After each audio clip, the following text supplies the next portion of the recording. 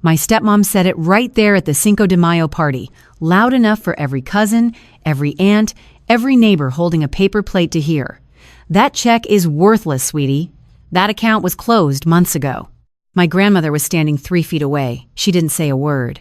But when I took that check to the credit union on Monday morning, the teller set it down like it was made of glass, leaned forward and whispered, "Honey, we need to talk." But I'm getting ahead of myself. Let me start where it started. It was the first Sunday of May, my father's backyard in the suburbs outside Chicago. Someone had hung papel picado from the fence posts, and the colors were doing that thing where they look perfect against a blue sky until the wind picks up and half of them rip off and end up in the neighbor's bushes. The grill was going. There was a cooler full of Modelos and Jarritos, and one lonely can of LaCroix that Kristen had brought for herself because she was, quote, trying to be mindful of sugar. There were kids running through the sprinkler. There was a Bluetooth speaker playing mariachi that kept cutting out every time someone got a text. And there was my grandmother, Consuelo Moya, 80 years old, 5'2", standing by the patio table in her good blouse, the white one with the embroidered flowers along the collar, the one she wears when she means business. She was holding 4 envelopes. She handed one to me, one to my brother Marco, one to Kristen's son Brody, who was sitting in a lawn chair filming himself react to the carne asada for a YouTube channel with 400 subscribers. And one she set aside for Marco's oldest, Diego, who was at his mother's that weekend. "It's a little something," Abuela said. She said it in the voice she uses when she is being modest about something that is not modest at all. "From your grandfather and me. He would have wanted you to have it." Each envelope had a check inside, $17,000, drawn on her account at the Pilsen Community Credit Union, where she has banked since 1982. And that's when Kristen, my stepmother, standing right there next to my father in a sundress that cost more than my monthly rent, leaned in and said it. She didn't whisper. She didn't pull anyone aside. She said it like she was announcing that the potato salad had gone bad. "Oh, sweetie, that account was closed last winter. I wish she had told me she was going to do this." She put her hand on my grandmother's arm. The hostess voice was at full volume, 2 octaves up, warm as cinnamon sugar. Just absolutely dripping with patience. Every time I heard that voice, I wanted to check my credit score. I just don't want anyone to be embarrassed at the bank, that's all. My grandmother's face did a thing, a small thing, a thing only her grandkids would know to look for. The tiniest tightening around her mouth, like she had bitten the inside of her cheek. She said, very quietly, "The money is in there." I checked. "Of course you did, Mama." Kristen patted her arm again. "I want you to picture this pat. It was the pat you give a golden retriever who tried to bring you a stick, but brought a shoe instead. It was the pat that said, 'You sweet, confused old woman, let the adults handle this.'" Brody, who is 21 years old and has the career trajectory of a shopping cart rolling downhill, made a big show of tearing his check in half, then in half again. Then he held up the pieces to his phone camera and said, "Yo, Grandma just tried to pay me in expired vibes and tossed them into the trash can next to the cooler." He got 11 likes. Marco, my brother, God bless him, folded his check very neatly into thirds and slid it into his shirt pocket without saying a word. He gave me a look. The look meant, "Elena, do not cause a scene at this barbecue." Marco has 2 kids and an electrician's salary and a wife whose cousin is somehow connected to Kristen's event planning circle, and his entire personality is built around the phrase, "Let's just get through this." I slid my check into the back pocket of my jeans.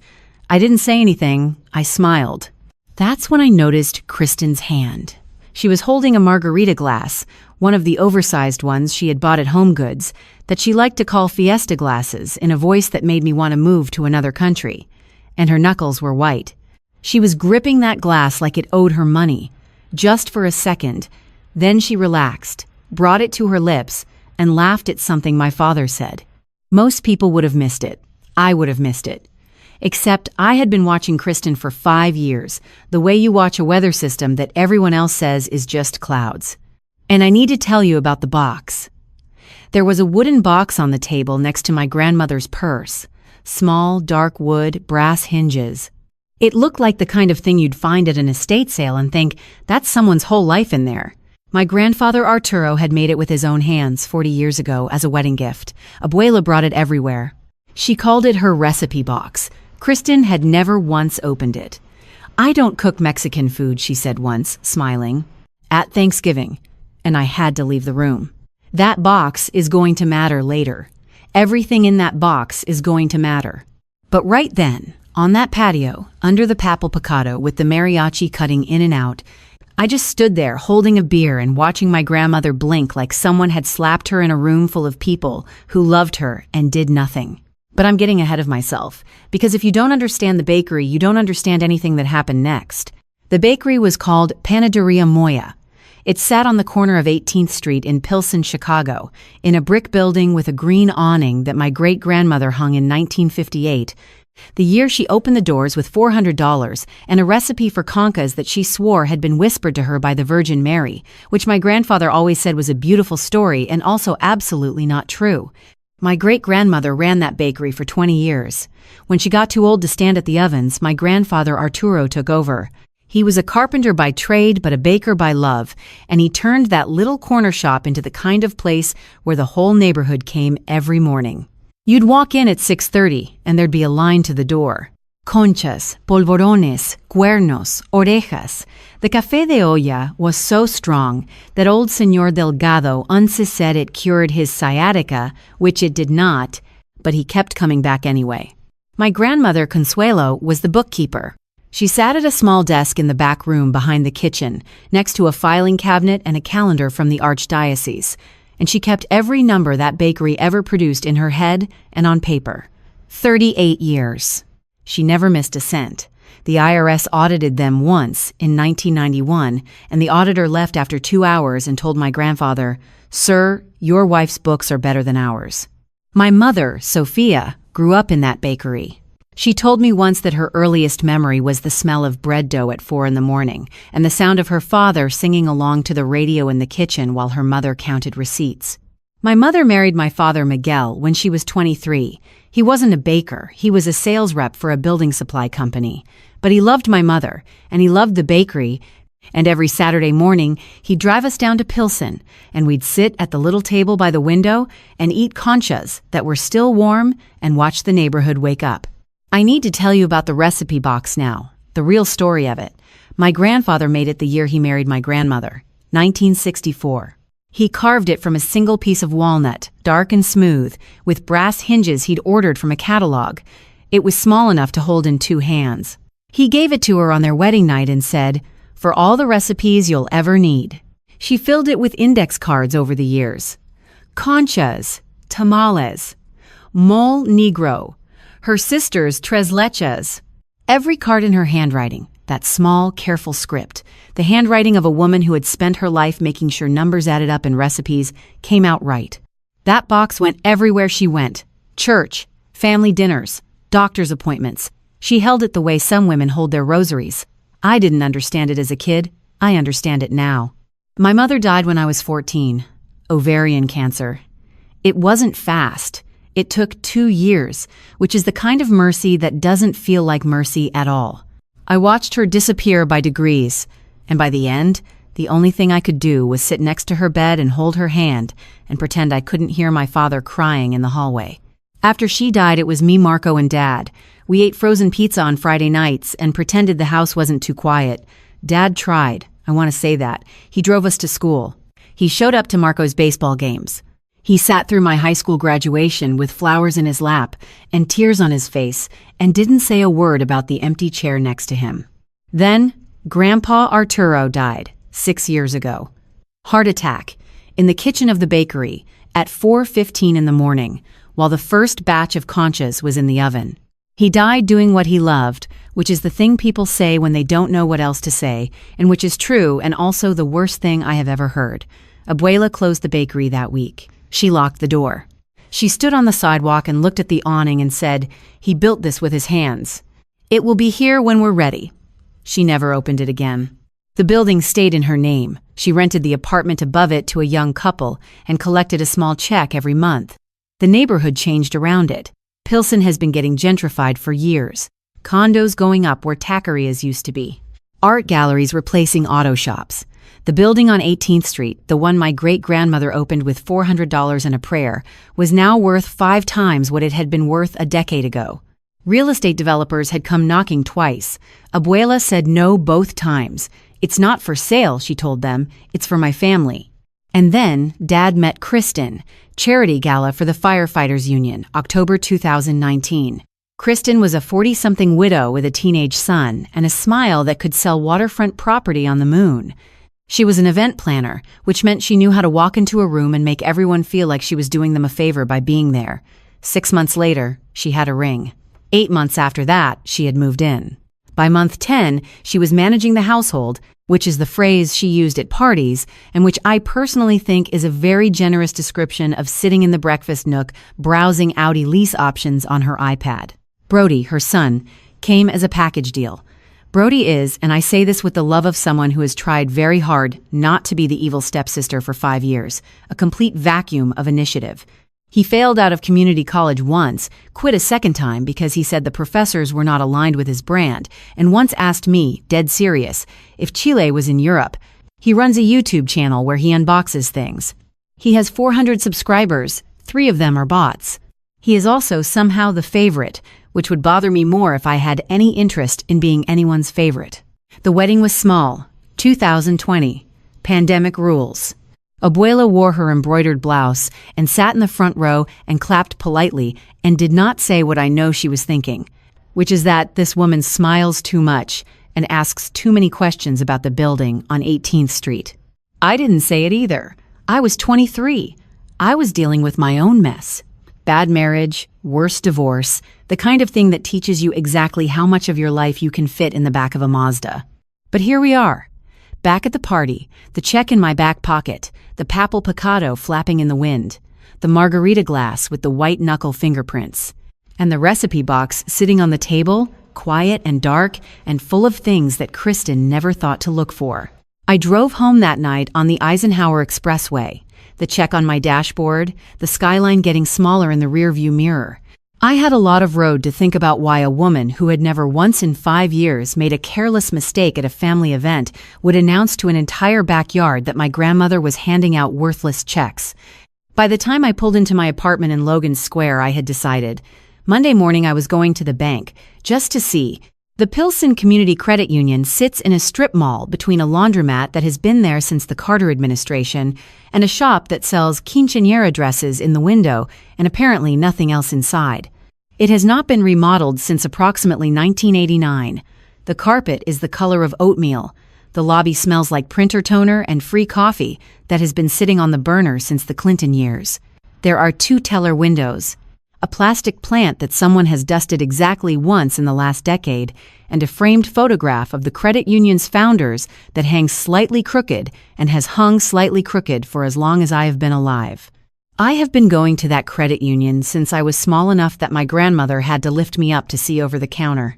Every Saturday morning after the bakery rush, she would drive us over in her Toyota Corolla, and I would stand next to her while she deposited the week's checks. The teller would give me a lollipop, always grape, and I would sit in the plastic chair by the door and swing my legs and wait while my grandmother did what my grandmother did best, which was count. I walked in at 9:08 on Monday morning. I was wearing the same jeans I'd worn to the party because I had not done laundry, which is not relevant to the story but feels honest. I had the check in my front pocket this time because back pockets, I had decided overnight, were for things you were willing to lose. Alma was at the second window. Senora Alma Reyes has worked at that credit union for 25 years. She used to buy concas from the bakery every single morning before work. 2 concas, 1 café de olla, same order, never changed, for 18 years straight until the bakery closed. She cried the day Abuela locked the doors. She told me that once, at a church fundraiser, after 2 glasses of wine, and then immediately pretended she hadn't said it. In a neighborhood like Pilsen, that kind of history means something. It means she's not technically family, but she is family in every way that matters, which is a category that I think deserves its own section on government forms. I walked up to the window. I set the check on the counter. "I'd like to deposit this," I said. Casual, normal, like this was any Monday. Alma picked it up. She looked at it. She looked at me. She looked at the check again. Then she did something I have never seen a bank teller do in my entire life. She set the check down on her side of the counter very carefully, like it was a baby bird that had fallen out of a nest. She placed both hands flat on the surface. She leaned forward over the partition, close enough that I could smell her perfume, which was the same drugstore vanilla she has worn for as long as I've known her, and she whispered, "Honey, this account is not closed, but we need to talk. Can you wait until my break?" I said yes. I said it in the voice of a woman who has just been told that her apartment is on fire, but not which room. I walked out of the credit union.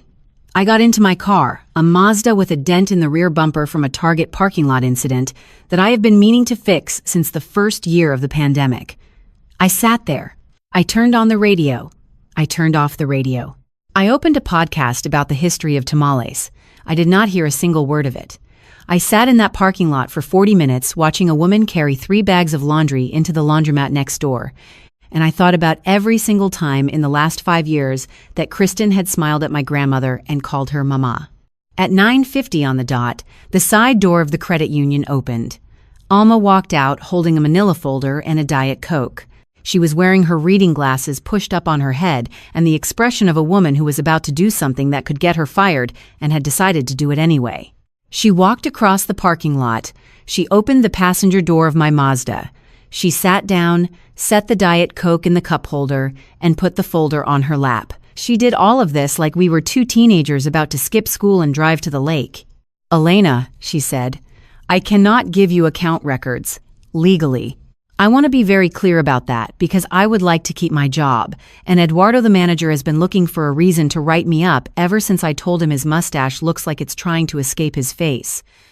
I almost laughed. Almost. "Understood," I said. She tapped the folder. "What I can tell you is what to ask your grandmother to ask for, as the account holder, which she has every right to do, immediately, in person, with a photo ID, and when she walks in and asks, Eduardo is going to have to hand it over and he is going to hate every second of it because Eduardo hates everything that creates paperwork, which is everything." "Okay," I said. She looked at me. She took off her reading glasses and held them in her lap. "The check will clear, Elena." I exhaled. "There is $54,800 in that account." I stopped exhaling. "So Kristen was lying about the account being closed. But that's not why I asked you to wait." Alma paused. She picked up the Diet Coke. She took a long sip. She set it back down. And then she told me the rest. 2 years ago, Alma said, your grandmother's account had $191,000 in it.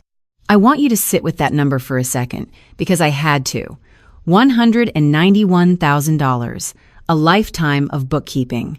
40 years of balancing the bakery's numbers, of depositing weekly checks, of putting away small amounts with the kind of discipline that only people who grew up with nothing ever truly learn. My grandfather's pension. The rental income from the apartment above the bakery. Social Security. Every dollar counted, every dollar accounted for, every dollar in pencil somewhere in that recipe box, though I didn't know that yet. $191,000, and now there was $54,800. Over the last 24 months, Alma said, and her voice had gone very flat, the way voices go when they are delivering news that they have been carrying around for too long, $137,000 was transferred out. Multiple transactions, different amounts, all going to the same place, a joint account at Chicago Metropolitan Bank. She paused. A joint account between your grandmother and your stepmother. I think I made a sound. I'm not sure what kind. It might have been a word. It might have been the sound a person makes when the floor tilts under them and they realize they've been standing on something hollow. Alma continued. She spoke carefully, the way someone speaks when they know they are walking along the edge of their job description and the drop on the other side is unemployment. I flagged it internally. I have to, when I see a pattern like that on an elderly client's account. Your grandmother came in. She told me Kristen was helping her manage her finances. She seemed sure. I had to drop it. She took another sip of her Diet Coke. 3 months ago, your stepmother came in with your grandmother and tried to get power of attorney added to the account. Full access, signature authority, the whole thing. And your grandmother, God love her. Alma smiled for the first time. It was a small smile, but it was real. Your grandmother looked at the form. She looked at Kristen, and she said, "No, I am not signing that," and they left. I have never been prouder of a customer in 25 years. I sat very still. The Mazda's air conditioning was making that rattling sound it makes when it's pretending to work. Outside, a man was loading a bag of quarters into the laundromat. The world was going on. The world did not care that I was sitting in a parking lot learning that my stepmother had moved $137,000 out of my grandmother's account. "There's something else," Alma said. I looked at her. "Elena, I want you to understand that what I'm about to tell you I did not learn through the credit union. I heard it through the neighborhood. Pilsen is small. People talk. And when people talk about real estate in Pilsen, I listen, because half the people in this neighborhood bank with us, and I need to know when someone is about to lose their home." She set the Diet Coke down. "Your grandmother's building is being sold." The laundromat man dropped his bag of quarters.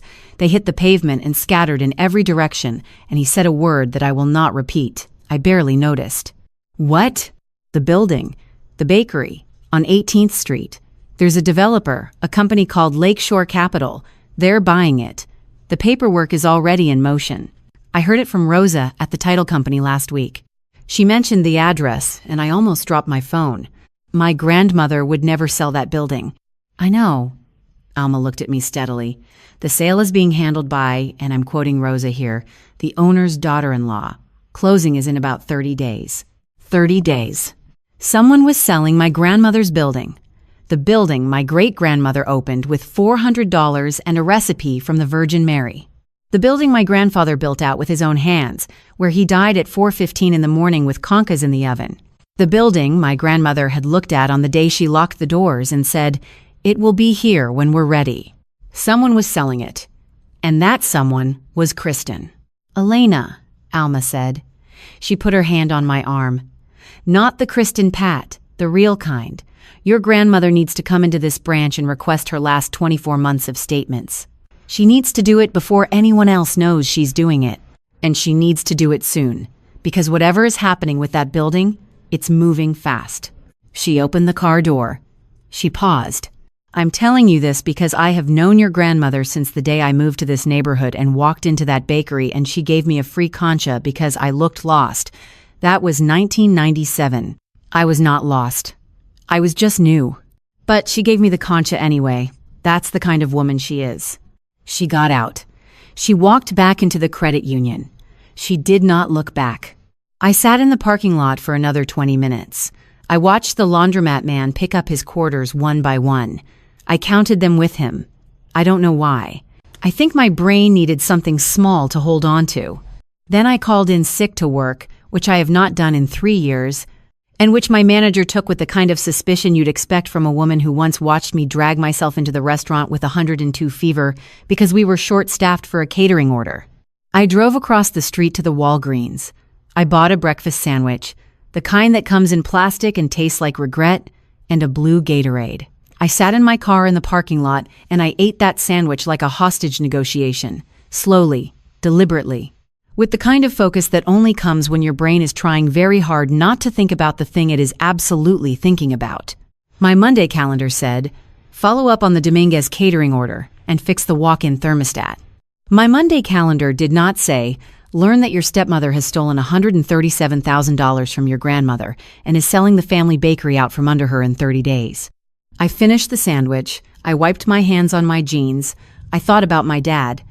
And here is where I made my first mistake. I want you to know I see it now. I see it very clearly. At the time, I thought I was being a good daughter. My father is a good man. I want to say that first because what I'm about to tell you is going to make him sound like a fool. He isn't. He's just a man who lost his wife at 52 and rebuilt his life around the first woman who made the house smell like something other than frozen pizza and silence. And he has spent every day since defending that decision because he is terrified of what it means if she turns out to be a mistake. I got to his house at 6:35 on Tuesday evening. I had checked Kristen's yoga studio schedule through a Facebook group that I follow under a fake name, and I am not going to apologize for that today. Hot yoga ran until 8, 90 minutes. Plenty of time. Dad was in the recliner, baseball game on with the sound off, Sprite balanced on his knee. Bears t-shirt, same one he wears every Tuesday, because my father is a man of routine, and routines are how he holds himself together. He looked surprised to see me. We don't really do drop-ins. "Hey kid, You want a Sprite? Dad, we need to talk. I sat on the couch. I had prepared. I am, if nothing else, a woman who makes spreadsheets for a living. I had a timeline. I had the numbers. I had screenshots of the Lakeshore Capital website. I laid it out like a presentation. The check. The bank. Alma. The $137,000. The joint account at Chicago Metropolitan. The power of attorney that Abuela refused to sign. The building being sold. 30 days. My father listened to all of it with the expression of a man watching a weather report for a city he doesn't live in. Then he laughed. Not a big laugh, a breath through the nose. The kind of laugh a man does when he doesn't know what else to do with his face. Elena, sweetheart, you went to the bank because Kristen made a comment at a barbecue. She didn't make a comment, Dad. She announced that Abuela's check was worthless in front of 20 people. She was joking. Mama is getting older, kid. She probably meant to write checks from a different account. Kristen was trying to spare everyone the embarrassment. Dad, the account is open. $54,000. The check cleared. Well, there you go. A misunderstanding. The other $137,000 went to a joint account that Kristen opened. That Kristen opened to help your grandmother manage her money. His voice got tight, like a wire being pulled. Mama asked her to. Mama has been forgetting things. Kristen has been a saint about it. A saint. I want you to hold that word in your mouth and taste it. A saint. The woman who leased an Audi with money from my grandmother's account. Dad, there is a paper trail, and they are selling Abuela's building. He stood up. The Sprite tipped off his knee and hit the carpet and rolled under the coffee table, hissing, leaking a little trail of fizz across the rug. We both watched it. Then he looked at me, and his face was doing something I had never seen before. He looked old. He looked scared. And because he was scared, he got mean. You have never given Kristen a chance, he said. You and Marco from day one. You decided she was a gold digger, and you have been waiting 5 years for proof. And now you've decided a bank teller and some numbers give you permission to blow up this family. I'm trying to protect this family. You're trying to be right. I pulled the check from my pocket, unfolded it, set it on the coffee table next to the leaking Sprite, then explained this. Kristen told the whole backyard this account was closed. The bank says it isn't. Either Kristen was wrong or Kristen was lying. Pick one. My father looked at the check. He opened his mouth. And that was when I heard the garage door. Kristen's SUV. The hot yoga class had been canceled, some plumbing issue at the studio. I would learn that later. At the time, all I knew was that the check was on the table, and the Sprite was still hissing, and my father's face was the color of drywall, and there was nowhere to put any of it that wouldn't look worse. She walked in, gym bag over one shoulder, hair still dry, which I noticed because hot yoga is supposed to make you sweat, and this woman looked like she had come from a photo shoot. She saw me. She saw my father standing. She saw the check. For half a second, and I want you to picture this carefully because I will be replaying it in my head until I am 80, her face went completely flat, no expression, none, like someone had pulled the plug. Then the hostess voice came back on. Oh, Elena, she set her bag down. Did the bank confuse you, honey? I told you they probably ran it through the wrong system. Let me call them tomorrow and straighten it out. You should have just brought it to me. It cleared, Kristen. She tilted her head. What? The check cleared. The account isn't closed. Well, that's wonderful. She did not blink. See, Miguel? I told you Mama was probably fine, just a mix-up. My father exhaled. You could see the relief move through his body like a wave. His shoulders dropped a full inch. He wanted to believe her. He needed to believe her the way a drowning man needs to believe the thing he's gripping is a rope. I picked up the check, folded it, put it back in my pocket. I looked at Kristen and Kristen looked at me, and we both knew exactly what had just happened. She knew that I knew, and I had just given her the weekend to do whatever she was going to do about it. I drove home. I drove badly. I missed the exit for my apartment and ended up at a 7-Eleven in Humboldt Park at 9 at night, sitting in my car eating an entire bag of Takis Fuego, which is the official meal of having a nervous breakdown in your late 20s in Chicago. My fingers were red. My eyes were watering. My brain was on fire in a way that had nothing to do with the chips. I did not have a plan. I had Takis and rage and stained fingers in 28 days. But I had one thing Kristen didn't know about. I had Senora Alma's phone number, and I had until Wednesday morning to figure out my next move. I called my grandmother at 6:45 on Wednesday morning. She picked up on the first ring. She had been awake since 5:30 because she is a Mexican grandmother, and the only people who sleep past 6 in her world are the dead and the disappointing. Abuela, I need to come see you today. Alone. Don't tell anyone I'm coming. Especially not Dad. Especially not Kristen. There was a pause. A long one. I could hear the TV in the background, the morning news in Spanish, the one she watches every day, even though she says the anchors don't enunciate like they used to. Bring pan dulce, she said, from the bakery on Ashland, not the one on Cermak. Their conchas are dry. I was on the road by 7:30. The drive from Logan Square to Pilsen is not long, maybe 20 minutes on a good day, but I took the side streets because the expressway makes me anxious. When I'm thinking too hard, and I was thinking so hard, I almost ran a red light on Western Avenue. The neighborhood changed block by block. New condos with rooftop decks next to old two-flats with Virgin Mary statues in the yard. A mural of Frida Kahlo on the side of a laundromat. A coffee shop that charged $6 for a latte next to a taqueria that charged $4 for a meal that could feed a family. That's Pilsen now. Two neighborhoods stacked on top of each other, pretending to be one. Abuela's apartment is on the second floor of a graystone on a quiet street 3 blocks from the bakery. She has lived there since 1971. The front steps are narrow and the banister wobbles, and there is a small statue of the Virgin of Guadalupe by the door that has survived 4 Chicago winters and 1 attempted theft by a teenager who my grandmother caught and lectured for. 45 minutes until he returned it, and apologized. She was at the top of the stairs when I came up. She was wearing the embroidered blouse, the blue one with the flowers along the collar, which is what she wears when she means business. Not the white one from the party. The blue one. The blue one is serious. I came up the steps with the bakery box. She took it from me, set it on the kitchen table. The table had a floral tablecloth, the same one that has been there for as long as I can remember, and there were 2 cups of Café Diola already poured, because my grandmother does not ask if you want coffee. She simply knows. She sat down. She folded her hands, the hands of a woman who had counted money for 38 years, steady, still. Tell me, she said. So I told her. I told her everything. The check, the credit union Alma, the $137,000, the joint account, the power of attorney she had refused to sign, the building being sold, the 30 days, Lakeshore Capital, Dad. The Sprite hitting the carpet, Kristen walking through the garage door with dry hair and a smile. I want you to understand something. I have known my grandmother my entire life. I have seen her bury her husband. I have seen her bury her daughter. I have seen her stand at my mother's funeral with her hand on my father's back, like she was the only thing keeping him from falling. I have never seen her cry in front of anyone, and I have only seen her get angry twice. Once when a plumber tried to overcharge her for a water heater, and once when she caught Brody spitting off her balcony when he was 19. She did not cry. She did not get angry. She got quiet. She listened to every word with the stillness of a woman who was not surprised, but was deciding what to do about it. When I was done, she looked at me.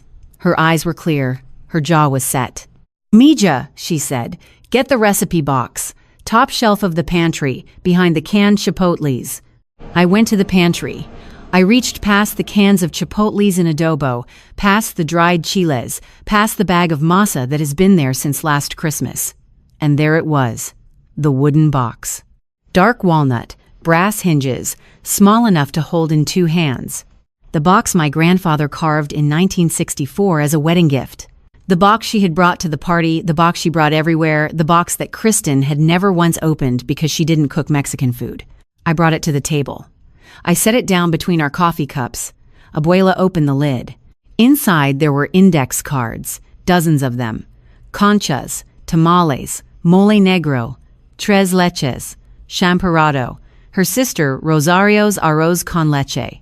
Each one in her handwriting, the small, careful script of a woman who had spent her life making numbers add up. But between the recipe cards, tucked in like secrets between slices of bread, there were other pages, loose sheets of lined paper, folded in half, covered in pencil. I pulled one out, then another, then another. They were financial records, dates, amounts, descriptions, every withdrawal she had authorized, every deposit, every transfer, every check written, going back to 2019, 52 pages. Each one in that same careful handwriting. And next to certain entries, there were small pencil stars. "What are the stars, Abuela?" "Things I wasn't sure about," she said. "Things I asked Kristen about." She always had an answer. I looked at the starred entries. 9 withdrawals, $23,000 total, roof repair, new refrigerator, doctor visit, dental work, donation to the parish, help for Marco with Diego's school supplies, real things. Things she had approved. None of them accounted for the $137,000 that had actually moved. "Abuela, did you suspect?" She looked toward the window, toward Pilsen, toward the street where her bakery sat with a sign on it that she did not know about until I told her 30 minutes ago. "Mija, there's a difference between suspecting and knowing. I am 80 years old. Your father loves that woman. I did not want to be the mother-in-law who couldn't let her son be happy." She tapped the recipe box.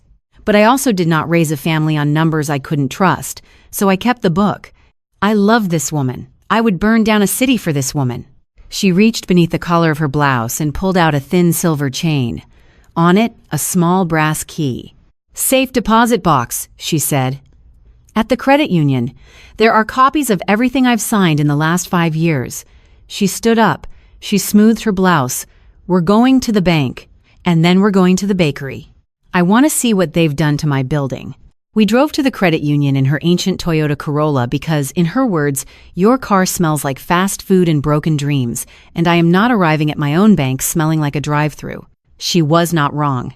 The Corolla smelled like lavender air freshener and the rosary that hangs from the rearview mirror, which is a significant improvement over Takis residue and existential dread. Alma was not on shift that morning. I would learn later that she had swapped with a coworker the night before, because Alma is smarter than all of us. Eduardo, the manager, was at the front counter. Eduardo was indeed wearing a bolo tie. It was turquoise. It matched nothing.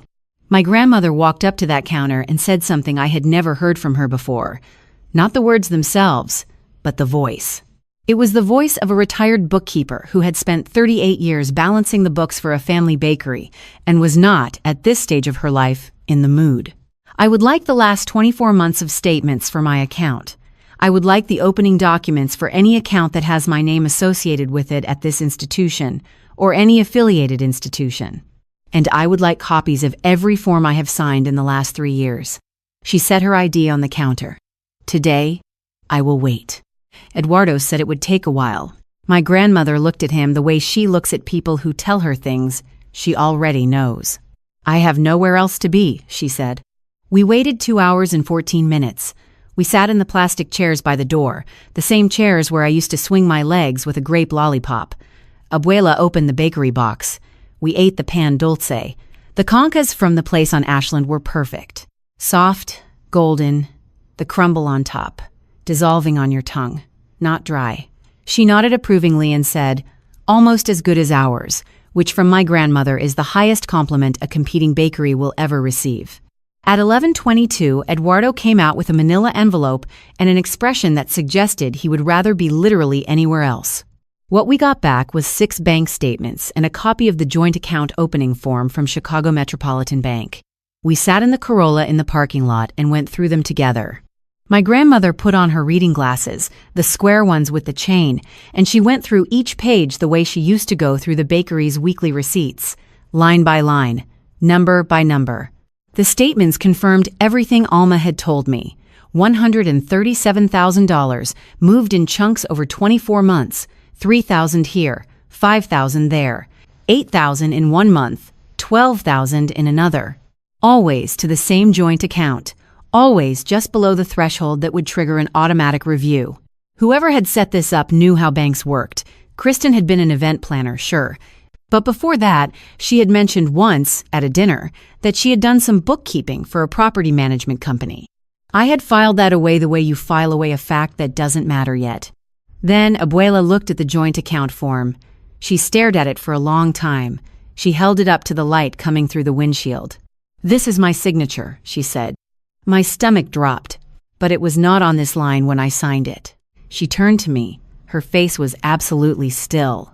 I remember signing this form. Kristen told me it was a convenience authorization so she could pick up a new debit card for me. I signed it at my kitchen table. There was only one signature line. This form has two, and my signature is on the second one. The joint account holder line. The form had been altered. The signature had been moved or copied. It was the kind of forgery that a first-year law student could pick apart in 10 minutes. Kristen had not been sophisticated about it. She had been confident, which is worse. Abuela placed the form back in the envelope. She folded her hands on top of it. I started the engine. "We need to go to the bakery," she said. "I want to see my building."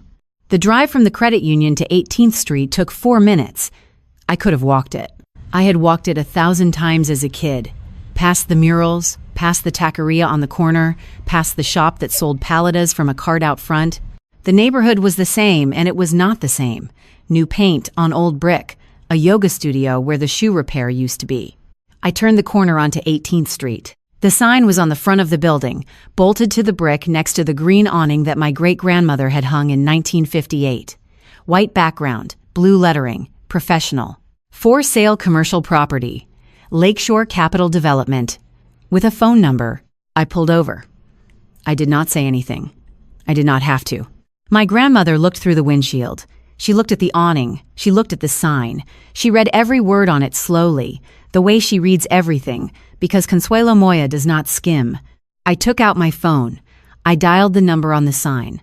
I put on my best professional voice, the one I use when I'm talking to vendors who are late on a delivery. "Hi, I'm calling about the commercial property on 18th. Is this still available?" The woman on the other end was cheerful. "Oh yes, it's still in the pipeline. The owner's daughter-in-law is handling the sale. We're looking at closing in about 26 days. Are you an investor?" "Just exploring, thank you." I hung up. 26 days. The clock had started before I even knew there was a clock. My grandmother had not moved. She was still looking at the building, at the awning, at the window where the display cases used to be, where every morning there would be rows of conchas and cuernos and orejas, and the line would stretch to the door. "Your grandfather built this with his hands," she said. Her voice was very quiet, not broken, not angry. Quiet in the way that deep water is quiet. She is selling it with mine. She sat for another moment. Then she smoothed her blouse. She straightened her glasses. She looked at me. "Mija, we are going to need a lawyer, a good one, and we have 26 days." Marisol Vega had an office on the second floor of a building on Damon Avenue, above a tattoo shop and across from a taqueria that smelled better than any restaurant I had ever managed. The stairwell was narrow, and the railing was loose, and there was a flyer taped to the wall for a band called Los Problemas, which felt appropriate. Her waiting room had 2 chairs, a fake fern, and a framed diploma from DePaul University College of Law. The carpet was nicer than the carpet at my apartment, which admittedly is a bar so low you could trip over it. Marisol was somewhere in her mid-30s. Latina. Blazer. That fit like it had been tailored by someone who understood that looking sharp in front of a judge is not vanity, it is strategy.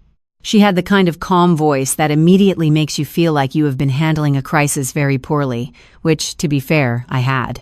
Her free consultation was 45 minutes. We used every one of them. She read every document, the bank statements, the joint account form, the recipe box pages, which my grandmother had brought in a plastic bag like she was transporting evidence because she was, the safe deposit box copies, the photos I had taken of the for sale sign, the screenshot of my phone call log to Lakeshore Capital. She took notes on a yellow legal pad. She asked my grandmother 7 questions, all of them surgical. How did you meet Kristen? When did she first offer to help with your finances? Did she ever explain what the transfers were for? Did anyone else witness you sign the convenience form? Do you have any diagnosed cognitive conditions? Have you ever been evaluated for memory loss? Who has keys to your apartment? She asked me 3. When did you first become aware? Who else in the family knows? Have you spoken to your father? Then she set her pen down. She folded her hands on the legal pad. She looked at us the way a doctor looks at you before delivering results. "This is good," she said. I exhaled for what felt like the first time in 3 days. "It's not enough." I stopped exhaling. What you have, Marisol said, is a strong case for civil recovery and a credible referral for criminal charges. The altered form alone is potentially a felony. The pattern of transfers is textbook financial exploitation of an elderly person under Illinois statute. And the building sale, if we can prove your grandmother did not authorize it, adds a real estate fraud component that any prosecutor would be interested in. So what's missing? I said. A second voice. Marisol leaned back in her chair. Everything you have points to one family, one victim, one perpetrator.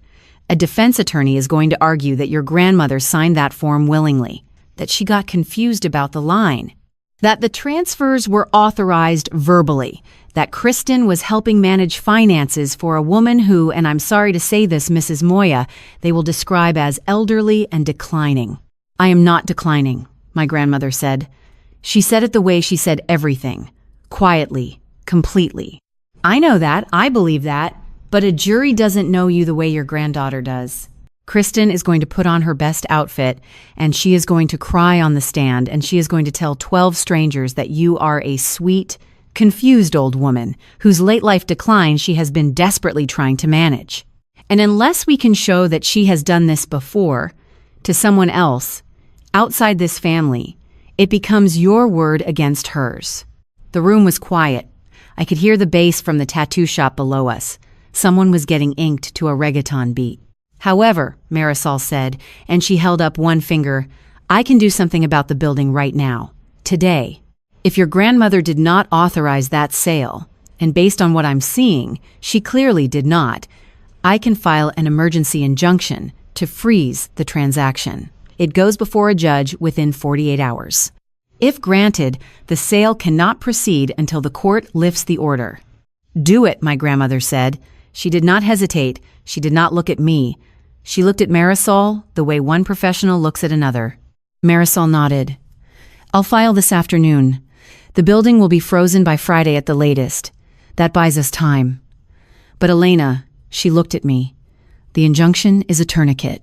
It stops the bleeding. It doesn't fix the wound. For that, we need the full case. And for the full case, we need someone outside this family who can say, I have seen Kristen do this before. We left Marisol's office at 4:30. We sat in the Corolla in the parking lot. The taqueria across the street was starting its dinner rush. A man was carrying a tray of al pastor to a sidewalk table. The world was eating tacos, and I was trying to save my grandmother's life savings and her building and possibly her dignity. My phone buzzed. Text from Marco. Dad called. He's furious. Says you're attacking Kristen. Says you went behind his back. My son keeps asking why Grandpa Miguel sounds angry on the phone. You need to fix this, Elena. I mean it. I stared at it. Another buzz. I will not pick a side here. I handed the phone to my grandmother. She read both messages. She handed it back. Your brother is a good man, she said, but he has spent his whole life looking for the door with no draft. I drove Abuela home. I made her a quesadilla with the good cheese, the Oaxacan kind that strings when you pull it apart. I sat with her until she fell asleep in the recliner with Caso Cerrado on the television, which is a Spanish-language court show that she watches religiously, and which I am convinced is where she learned half her legal vocabulary. Then I drove back to Logan Square in the dark. I got into my apartment at 11:15. I sat on the edge of my bed. I did not turn on the lights. I had a lawyer. I had an injunction. I had a grandmother with a recipe box full of numbers and a spine made of rebar. I had 25 days. I did not have a second voice. And without one, Kristen was going to walk into a courtroom and cry her way to an acquittal. I sat there in the dark for a long time. And then I did what every rational adult does at midnight when the world is falling apart. I got on the floor, I opened a box of wheat thins, and I started Googling. I am not a crier. I want to state that for the record. I am the kind of person who sits through sad movies with a straight face and then goes home and reorganizes her spice cabinet because feelings are just tasks that haven't been sorted yet. I once got a flat tire on the Eisenhower in January and changed it myself in 12 minutes in the sleet and did not shed a single tear. I cried at my mother's funeral. I cried when I signed my divorce papers. Those are the only 2 times in the last decade that I can confirm with certainty. That night, On the floor of my apartment in Logan Square, I cried. I am not proud of it, and I am not ashamed of it. It happened. It happened the way a pipe bursts, not because the pipe is weak, but because the pressure has been building for days, and the pipe is just the thing that was holding it all together.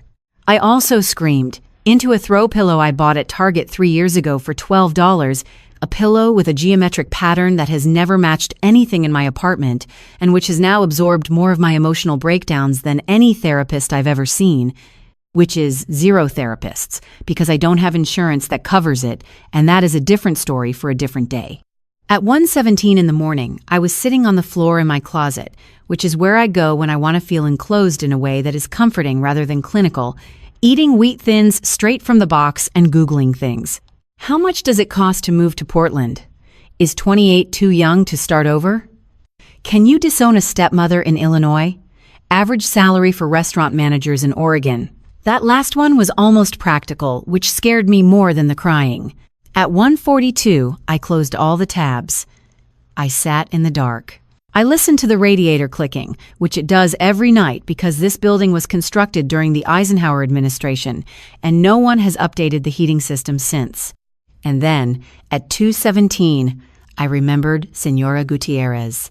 I want to explain Senora Gutierrez because in my family, in my neighborhood, Senora Gutierrez had a very specific reputation. She was the woman from church. She attended Street Pius V on 19th Street, same parish as my grandmother, same 9 o'clock mass, same pew, third from the back on the left.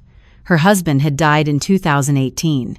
She had a daughter named Yolanda who lived in Milwaukee and worked as a nurse.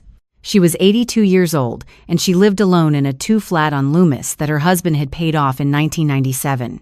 In 2021, Kristen had started visiting Senora Gutierrez, bringing her meals, driving her to appointments, helping with the bills.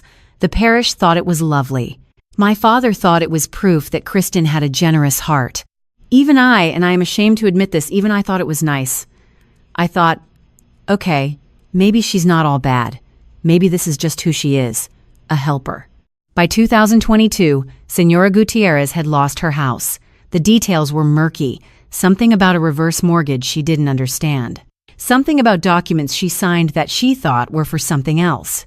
She moved into a senior living facility in Bridgeport. Her daughter Yolanda came down from Milwaukee, furious, asking questions that nobody wanted to answer. The parish told Yolanda that her mother had simply gotten confused, that Kristen had tried to help, that Yolanda was being difficult. Yolanda stopped coming to Chicago. She stopped calling the parish. The family labeled her paranoid. The neighborhood forgot. Senora Gutierrez died 8 months later in that facility. I went to the funeral. Kristen did not. At 2:17 in the morning, sitting on my closet floor, I remembered all of this in one clear, cold wave, like a window shattering.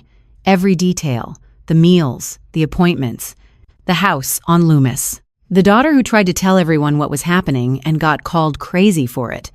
I opened Facebook on my phone. My hands were shaking. I searched for Yolanda Torres. There were about 100 results. I narrowed it to Milwaukee. Third result. Profile picture, a woman in scrubs standing in front of a hospital, smiling, tired, real. I tapped the message icon. Yolanda, this is Elena Moya, Consuelo's granddaughter. I know it's the middle of the night. I'm sorry. I need to talk to you about Kristen. I think she's doing to my grandmother what she did to your mother. Please call me. I hit send. I set the phone on the closet floor. I stared at the ceiling. I ate another wheat thin. 12 minutes later, my phone lit up. Call me right now.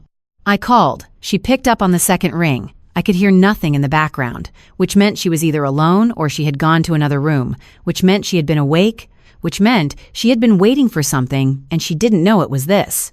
I told her everything. I told it in one long, unbroken sentence that probably lasted 6 minutes. The check, the party, the bank, the $137,000, the recipe box, the building, the lawyer, the injunction, my father, everything. When I finally stopped to breathe, there was a long pause, long enough that I checked to make sure the call hadn't dropped. Then Yolanda Torres said, Elena, I have been waiting 3 years for someone to ask. She told me. She told me calmly the way nurses tell you things, with precision and control and a gentleness that comes from years of delivering news that people don't want to hear. She had kept everything. Every email between her mother and Kristen. Every text message. Every document her mother had signed. And she had one email in particular, an email Kristen had sent to a real estate agent in 2021 about the house on Loomis that read, "She's 82 and declining. This needs to move fast before the family gets involved." I sat on my closet floor and I started laughing. Not happy laughing, the other kind. The kind that comes when you learn that a nurse in Milwaukee has been keeping screenshots on her phone for 3 years, waiting for someone in the world to wake up and ask. There is a particular kind of love that looks like a Facebook message at 2 in the morning. There is a particular kind of patience that looks like a woman saving emails for 3 years in a city 2 hours north, not because she thought anyone would come, but because she could not bring herself to delete the proof that her mother had been telling the truth. "Send me your lawyer's email," Yolanda said. "I'm sending everything tonight." "And Elena?" "Yeah? Tell your grandmother I'm sorry I wasn't faster." I hung up. I sat in the dark. I held the phone against my chest, 24 days. And for the first time since the party, I felt like we might actually win this. I called Marisol at 8:55 on Thursday morning. I was sitting in the parking lot of the restaurant where I work, 15 minutes before my shift, in my car, with the engine running and a cup of gas station coffee that tasted like it had been brewed during the previous administration. "I found a second voice," I said. I told her about Yolanda, about Senora Gutierrez, about the house on Loomis, about the emails and the texts and the documents that a nurse in Milwaukee had been keeping in a folder on her phone for 3 years, like a woman holding a candle in a window, waiting for someone to see it. Marisol was quiet for exactly 4 seconds. I counted. Then she said, "Elena, now we have a case." Those 5 words. I want you to understand what those 5 words did to me. I had been running on wheat thins and rage and 3 hours of sleep. I had a credit card bill I hadn't opened. I had a boss who was going to ask me why I called in sick on Monday. I had a father who thought I was trying to destroy his marriage. I had a brother who wouldn't pick a side. And I had a grandmother whose building was being sold out from under her by a woman who called her mama in a voice like warm honey. Now we have a case. I almost cried again. I did not cry. I went inside and I worked my shift and I smiled at customers and I pretended I was not a woman who had spent the previous night on her closet floor screaming into a pillow. Thursday and Friday were a blur. Marisol moved fast. Yolanda had sent everything overnight, scanned and organized, because nurses understand documentation the way soldiers understand supply chains. It was meticulous. 3 years of emails between Kristen and Senora Gutierrez, starting warm and helpful and ending with the kind of language you use when you are managing someone. Appointment confirmations that Yolanda's mother had never requested. Bank correspondence that Senora Gutierrez had not initiated. And the email, the one that mattered most, the one Kristen had sent to a real estate agent in October of 2021, about the house on Loomis Street. "She's 82 and declining. This needs to move fast before the family gets involved." Marisol read that email out loud to me over the phone. She read it twice. Then she said, very calmly, "This is the sentence that is going to end your stepmother's defense." On Friday morning, the court granted the emergency injunction. The sale of my grandmother's building on 18th Street was officially frozen. No transaction could proceed. No documents could be signed. No closing could happen until the court lifted the order. Lakeshore Capital would be notified by the clerk's office. Kristen would not. Not yet. I want you to sit with that for a second. Kristen had no idea. She was still operating under the assumption that the building sale was moving forward. She was still 23 days from closing, and she thought the clock was ticking in her favor. She did not know that the clock had already stopped. Marisol spent Friday afternoon drafting the demand letter. I sat in her office while she typed. The taqueria across the street was playing cumbia through an open window, and the tattoo shop below us was buzzing, and somewhere in the building a phone was ringing and not being answered, which felt like a metaphor for the last 5 years of my family. The demand letter was 4 pages. It requested the full return of $89,800 in unauthorized withdrawals. It demanded a complete accounting of all funds transferred from my grandmother's accounts. It demanded the immediate cancellation of any and all real estate transactions involving my grandmother's property. It informed Kristen that civil proceedings would be filed within 14 days if she did not comply. It noted that a criminal referral to the Cook County State's attorney was being prepared concurrently, and it was copied to my father. Marisol printed it, she signed it, she put it in an envelope. "Courier or certified mail?" she asked. "Courier," I said. "I want it in her hands today." The courier picked it up at 4:20 on Friday afternoon. I watched him walk out of Marisol's building with the envelope under his arm. He got into a white van. He drove north. Somewhere on the other side of the city, Kristen was probably at a yoga class or a brunch or a HomeGoods, living the last normal Friday of her life. I sat in my car in the parking lot. The taqueria had switched from cumbia to norteña. A woman was walking a tiny dog past the tattoo shop. The sun was going down behind the buildings on Damon Avenue, and the light was doing that thing Chicago light does in the early evening, where everything turns gold for about 10 minutes before it turns gray. It was done. There was no undoing it now. In 14 days, Kristen would either return the money or face a courtroom. In 23 days, the building sale would either be dead or alive. The envelope was in a white van heading north, and every mile it traveled was a mile closer to the end of something. My phone rang at 6:18. It was Abuela. She was using her bookkeeper voice, the one that means numbers are involved and she is paying attention. "Kristen called me," she said. "She has invited me to a family dinner, tomorrow night, at my apartment, to clear the air." A pause. "She says she can explain everything if I will just come and listen with an open heart. And Mija, she says she has a paper she needs me to sign, to fix a mix-up with the building repairs. Abuela, do not sign anything, do not answer her calls again, do not open the door if she comes. Mija." My grandmother's voice was patient in the way that granite is patient. "I have been ignoring people who want something from me since before you were born. I have a PhD in not opening the door." I laughed. It was a real laugh, the first real one in days. Then I hung up and I sat in my car and I thought about what Kristen was doing. She had received the demand letter. She had read it. And her first move was not to call a lawyer. Her first move was to call my grandmother and arrange a meeting where she could slide a piece of paper across the table. She was still trying to play the game. She didn't know the board had changed.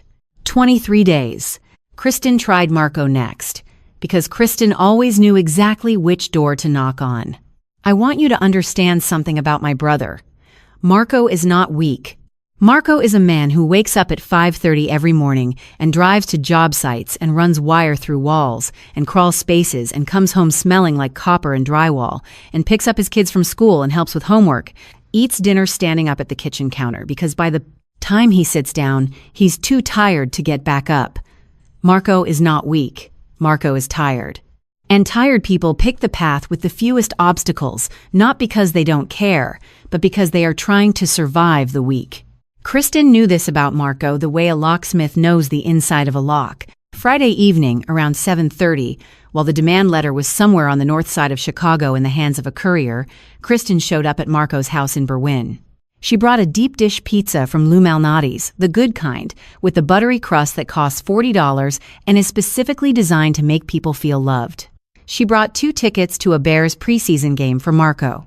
And she brought a brand new backpack for Marco's son, Diego, Chicago Fire logo, the expensive kind with the embroidered name on the strap. She sat at Marco's kitchen table. She ate pizza with his kids. She laughed at Diego's jokes.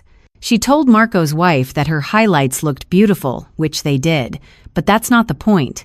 And then, when the kids were in the other room watching something loud on the iPad, she leaned across the table and told my brother that I was destroying the family. "Elena has always been jealous," she said. She said it softly. "The way you share a concern you've been carrying for a long time. She's never gotten over the divorce. She's never gotten over your father moving on. And now she's dragging your poor grandmother into some kind of vendetta because she needs someone to blame for the fact that her life didn't turn out the way she wanted." Marco called me at 8:45. I was in my apartment. I had just gotten out of the shower. My hair was in a towel, and I was standing in the kitchen eating cereal over the sink because I had not bought groceries in 9 days.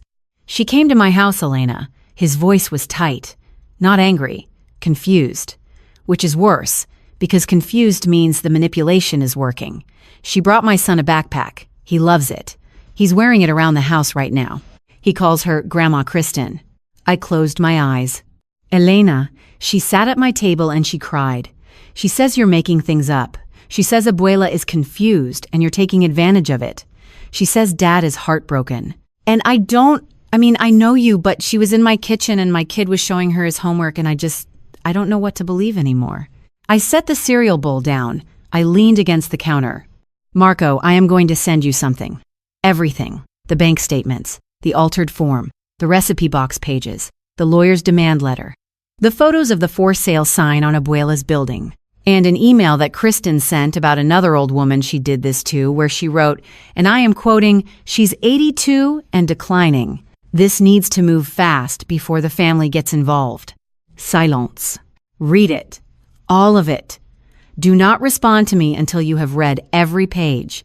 I hung up. I sat on the kitchen floor, which was becoming my default location for emotional processing, and I emailed him everything. The bank statements Abuela and I had gotten from Eduardo, the joint account form with the moved signature, photographs of the recipe box pages, all 52 of them, Marisol's demand letter. Yolanda's email archive, which Yolanda had sent me copies of that morning with a note that said, "Use all of it. My mother would have wanted you to." The photo of the for sale sign on 18th Street. And the screenshot of the email about Senora Gutierrez, the email about an 82-year-old woman who was declining. I pressed send. I ate another spoonful of cereal. I waited. The phone rang at 11:07. I picked up on the first ring. Marco was breathing in a way that told me he had been crying.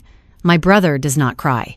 My brother once broke his wrist on a job site and drove himself to the emergency room and told the nurse he was fine, while his hand was pointing in a direction that hands are not supposed to point. My brother does not cry. "She used the same words," he said. His voice was cracked down the middle. "Elena, she used the same words. She told Dad that Abuela was declining. Those exact words. I heard her say it at dinner last month.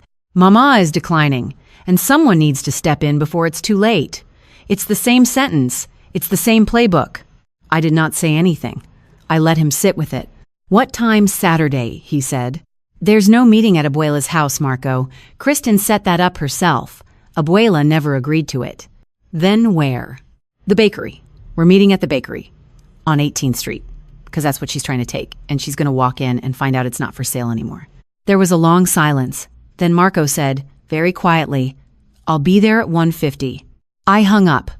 I sat in the dark in my apartment, and I did something I had not done in a very long time. I prayed. Not to anyone specific, not in any formal way. I just closed my eyes and spoke out loud to the kitchen, to the ceiling, to whatever was left of my mother and the walls of the world. "Mom," I said, "I could really use your help on Saturday." The kitchen did not answer, but the radiator clicked twice, which I chose to interpret as a yes. I set my alarm for 6. I went to bed. 22 days on the clock, and Saturday was going to be the longest day of my life. Saturday. Let me set the scene for you, because the scene matters. The building on 18th Street has a green awning that my great-grandmother hung in 1958. The paint has faded from forest green to something closer to sage. The glass in the front door has a crack in the lower left corner that has been there since 1993, when a kid on a skateboard lost control and hit it with his elbow. My grandfather fixed the kid's skateboard and left the crack because he said it gave the door character. I unlocked that door at 12:30 on Saturday afternoon. I had not been inside the bakery in over a year. The last time was when Abuela asked me to check on a leak in the apartment upstairs. I had walked through the bakery quickly that time, head down, not looking because looking hurt. This time I looked. The display cases were still there, glass fronts, empty. The shelves behind the counter were bare, except for a layer of dust that had settled over the years like a quiet kind of grief. The walls were exposed brick, darkened in places from decades of oven heat. There was a framed photograph behind the register of my great-grandmother and my grandfather standing in front of the bakery on opening day, both of them squinting into the sun, both of them smiling in a way that made you believe the whole world was ahead of them. Next to it, a smaller frame. My mother, age 10, standing on a step stool behind the counter, holding a tray of conchas that were bigger than her hands. The air smelled like flour, Still, after 8 years of being closed, the building still smelled like flour, like the walls had absorbed it so deeply that no amount of time could pull it out. I stood in the middle of that room and I breathed it in and I thought, this is what they're trying to sell. This is what Kristen put a price tag on. This smell, this dust, this crack in the door. I set up the space. I pulled the old bakery counter forward so it faced the room like a desk. Behind it, I placed a chair for my grandmother. On the counter, I set the recipe box. Dark walnut, brass hinges, centered. Next to it, the manila folder with every document we had collected. And on a small table to the side, my laptop, open, screen facing the room, ready for a video call to Milwaukee. Marco arrived at 1:50. He came through the back door, through the old kitchen, the way we used to come in as kids when we'd sneak conchas before the morning rush. He was wearing a clean shirt, which for Marco on a Saturday means he ironed it, which means he understood that this was not a casual visit. He walked up to Abuela, who was already seated behind the counter in her embroidered blouse, the blue one, the serious one, with her hands folded on the wooden surface next to the recipe box. He hugged her for a long time. He said something in Spanish that I did not fully catch but did not need to. It sounded like an apology. It sounded like a promise. Marisol arrived at 1:53. Different blazer this time. Navy. She carried a leather portfolio and the calm expression of a woman who had done this before and intended to do it very well. She nodded at me. She nodded at Marco. She shook my grandmother's hand and said, "Mrs. Moya, it's an honor." My grandmother said, "You can call me Consuelo, but only after today." At 1:55, I tested the video call. Yolanda answered from her apartment in Milwaukee. She was sitting at a kitchen table with a glass of water and a folder of her own. She was wearing scrubs. She had come off a night shift 2 hours earlier and had not slept because she said this was more important than sleep, which is something only a nurse or a grandmother would say. "Can you hear me?" she asked. "Perfectly." "Good, I'm ready." I turned the laptop slightly so the screen faced the center of the room but was not immediately visible from the front door. Then we waited. We stood in the old kitchen, out of sight from the entrance. Me, Marco, and Marisol. Through the doorway, I could see Abuela at the counter. She had not moved. Her hands were folded. The recipe box was next to her right hand. The manila folder next to her left. She looked like a woman who was about to take an order and deliver a verdict at the same time. At 2:06, a black SUV pulled up in front of the building. I watched through the kitchen doorway as it parked directly beneath the for sale sign, which was still bolted to the brick wall next to the green awning. The irony of that parking job was not lost on me. Kristen stepped out of the passenger side. She was wearing a cream-colored blouse and linen pants and the kind of understated jewelry that says, "I am a reasonable person who does not deserve to be questioned." Behind her, from the driver's side, came a man in a gray suit. Tall, silver hair, portfolio under his arm. Mr. Harmon, I assumed, Lakeshore Capital Development. The man who thought he was here to close a deal. My father got out of the back seat. He was wearing a button-down shirt and the expression of a man who had been told this was a peace summit. Brody stayed in the car, phone out. I could see the glow of his screen through the tinted window. The doorbell rang. It was an old bell, the mechanical kind, mounted above the door frame. It hadn't rung in 8 years. It still worked. My grandmother did not get up. She called out from behind the counter. "It's open." Kristen came through the door first. Casserole dish in one hand because of course she had brought food. The hostess voice was at full power. "Mama, I brought my chicken enchiladas. I know you love them." Miguel, set these down somewhere, sweetheart. And who is this lovely space? I had no idea we were meeting here. What a charming idea. She stopped. She looked at the room. And I watched her do the math. Abuela behind the counter. Not at home. Not confused. Not alone. Seated like a judge in a courtroom that smelled like flour. Marco stepping out of the kitchen. He was not supposed to be here. He was supposed to be neutral. He was supposed to be tired and compliant and grateful for Bears tickets. Me standing next to Marco. Expected, but not welcome. Marisol in the navy blazer, holding a leather portfolio. Unknown, unplanned, dangerous. A laptop, open on a side table, with a woman's face on the screen. A woman Kristen did not recognize. a woman who was very still and very awake and watching. And Mr. Harmon beside her, looking around the room with the expression of a man who had been told he was attending a closing and was beginning to suspect he was attending something else entirely. You could see Kristen recalibrate in the span of a single breath. Within 4 seconds, the hostess voice had shifted from delighted to concerned but composed. I have a lot of criticisms of Kristen, but the woman could read a room faster than anyone I have ever met. She was a professional. Well, she said warmly, setting the casserole on the nearest surface. How wonderful that everyone could come. Mr. Harmon, this is the property I was telling you about. Mama, this is the gentleman who is going to help us with the building. My grandmother did not look at Mr. Harmon. She looked at Kristen. Only at Kristen. The way a bookkeeper looks at a column of numbers that does not add up. Sit down, she said. Kristen sat. Mr. Harmon sat. My father sat on a folding chair that Marco had brought from the kitchen, and he placed his hands on his knees and looked around the bakery like a man who had just realized he had walked into the wrong room but could not figure out how to leave without making it worse. Kristen began. And I will give her this. She was good. She was very, very good. First of all, she said, and her voice was warm and steady and pitched at exactly the frequency designed to make everyone in the room feel like reasonable adults having a reasonable conversation. I want to address the bank thing. I will admit I made a mistake at the barbecue. I thought the account had been closed. There was a paperwork mix-up over the winter, and I misunderstood. I should have checked before I said anything in front of everyone. I was wrong. I apologize. She turned to me. Elena, I am so sorry I embarrassed you in front of the family. That was never my intention. It was a beautiful apology. It addressed the smallest possible version of the problem. It was clean, it was humble, it made me look petty for not letting it go. If I hadn't known what I knew, I might have accepted it. I might have felt guilty for making such a fuss. My grandmother let the apology sit in the air for a moment, the way you let a bad check sit on a counter before you stamp it insufficient funds. Then she opened the recipe box. She reached inside and pulled out the folded pages, one by one, and she laid them on the counter in a row, the way a dealer lays out cards. 52 pages, pencil, careful script. She did not rush. She did not look at Kristen while she did it. She looked at the pages. Then she began to read. She read in English, clear and slow, each entry a single line. March 14th, 2023, $2,000.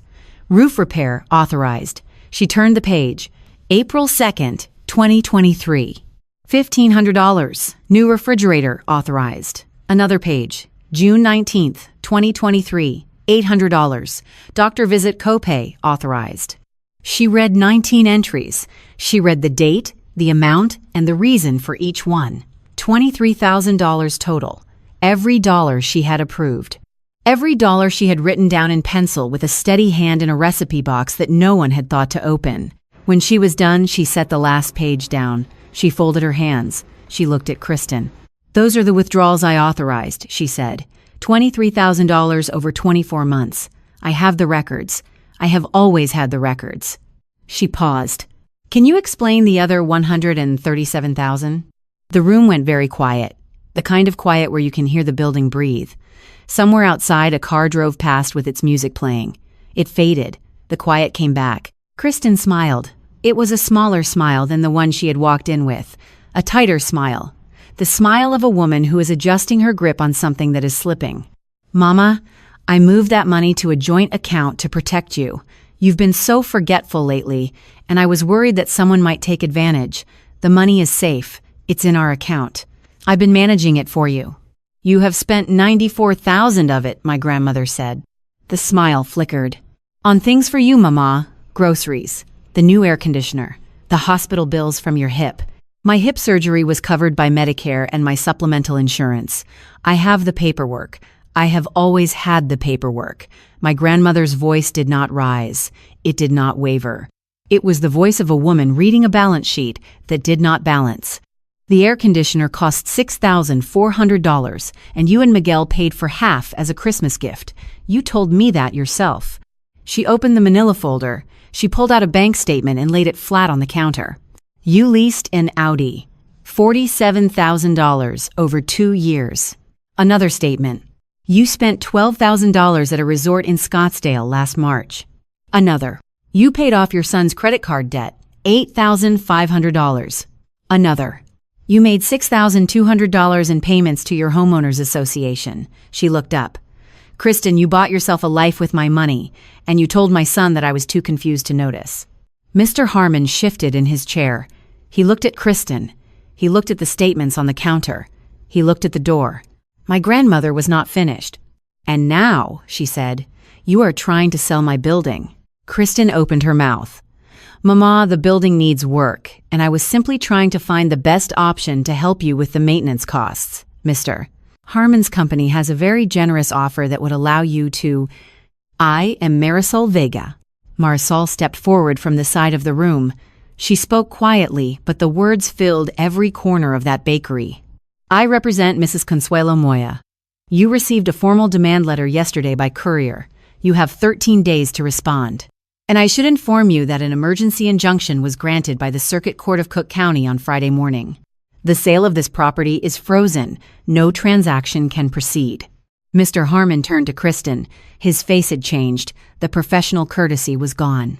What was left was the expression of a man who has been lied to and is calculating how much that lie is going to cost his company. You told me this was a family decision, he said. You told me the owner wanted to sell. Before Kristen could answer, I turned the laptop on the side table so the screen faced the room. This is Yolanda Torres, I said. Her mother was Senora Gutierrez. She lived on Loomis Street in Pilsen. Kristen's face went white. Not pale, white. The color left her skin like someone had opened a drain. In 2021, Yolanda said from the screen, her voice steady, her nurses calm, fully deployed. Kristen approached my mother the same way she approached yours. Meals, rides, help with the bills. Within a year, my mother lost her home. She held up a printed page. This is an email Kristen sent to a real estate agent about my mother's property.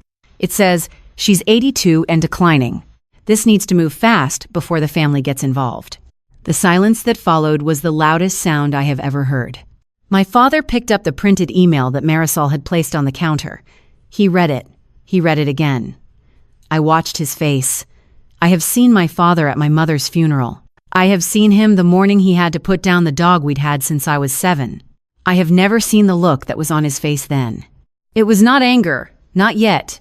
It was the face of a man who has just been told that the rope he has been holding onto for 5 years has been a snake the whole time, and the snake has been smiling at him and calling him sweetheart and sleeping in his bed. Mr. Harmon stood up. He straightened his jacket. He turned to Marisol. My company does not participate in transactions under legal dispute. You should hear from our attorney by Monday, Miss Vega.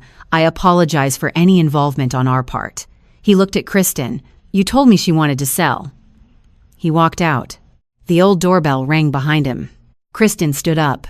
I have watched this woman navigate 5 years of family dinners, holiday arguments, awkward silences, and one very tense Thanksgiving where Marco's wife accidentally called her by my mother's name. I have never once seen Kristen lose control of a room.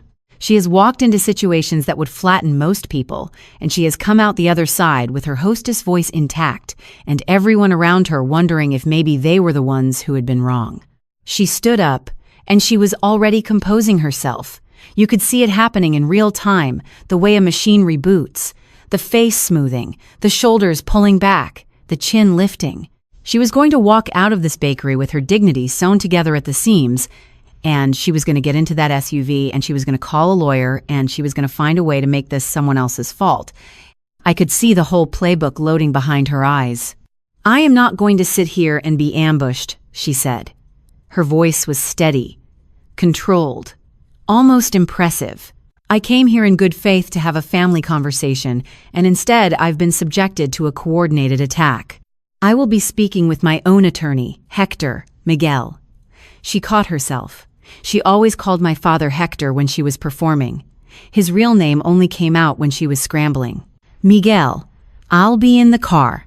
She reached for her purse. It was sitting on the old bakery counter next to the casserole dish, next to the recipe box. She grabbed it the way you grab something when your hands are shaking and you're pretending they're not. She grabbed it badly. The clasp was loose. It had always been loose. I had noticed it once at a restaurant when she'd knocked the bag off the back of her chair and everything had spilled across the floor, and she had laughed and said, "I really need to get that fixed." She never got it fixed.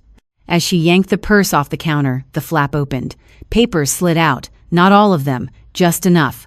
They hit the old tile floor of the bakery, the floor that my grandfather had laid himself in 1971, the floor that still had a small chip near the register where I had dropped a jar of dulce de leche when I was 9. Nobody moved. I looked down. We all looked down. There were 3 documents on the floor. The first was a printed draft of a purchase agreement for a condominium in Lincoln Park, Chicago. 2 bedrooms, 14th floor, Lake View, listed at $680,000. There was a yellow highlight on the deposit line, $40,000, paid from the joint account at Chicago Metropolitan Bank, the account that held my grandmother's money. The second was a printout of the deposit confirmation, $40,000, dated 3 weeks earlier. The same week Kristen had tried to get power of attorney, the same week my grandmother had said no. The third was a single sheet of paper with a sticky note attached. The sticky note was in Kristen's handwriting. I knew her handwriting because she labeled everything in that house, every shelf in the pantry, every bin in the garage, in the same loopy cursive with little circles over the eyes.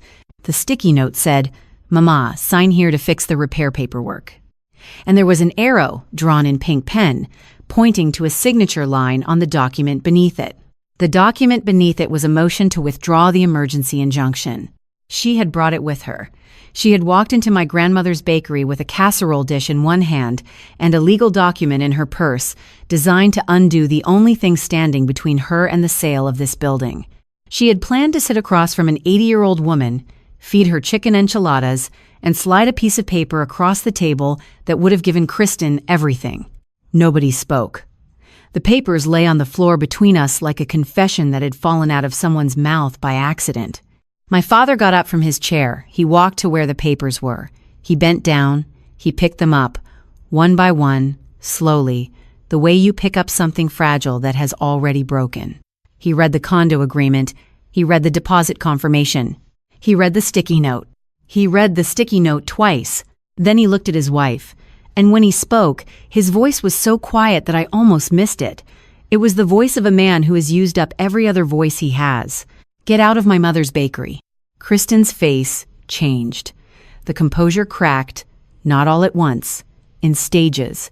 First the mouth, then the eyes. Then the whole architecture of the face that she had spent 5 years building and maintaining and presenting to the world like a house with fresh paint and nothing behind the walls. "Miguel." The hostess voice tried to come back on. It didn't make it. It cracked twice in one word. "Sweetheart, there are so many sides to this, and I have been trying to get out." She looked at my grandmother. My grandmother looked back at her with the expression of a woman who had been called Mama for 5 years by someone who had never meant it. Not once. Not one single time. Kristen turned. She walked to the door. She did not take the casserole. She pushed through the glass door with the crack in the lower left corner, and the old bell rang one more time, and she was gone. The SUV started. It pulled away from the curb, away from the FOR sale sign, away from the green awning. It turned the corner onto 18th Street and disappeared. The room was still, and then the back door of the bakery opened, and Brody walked in. He had apparently gotten bored in the car. He was holding his phone. He looked around the room. He looked at the papers on the counter. He looked at my grandmother. He looked at my father, who was standing in the middle of the bakery holding a sticky note and a condo agreement and breathing like he had just run a mile.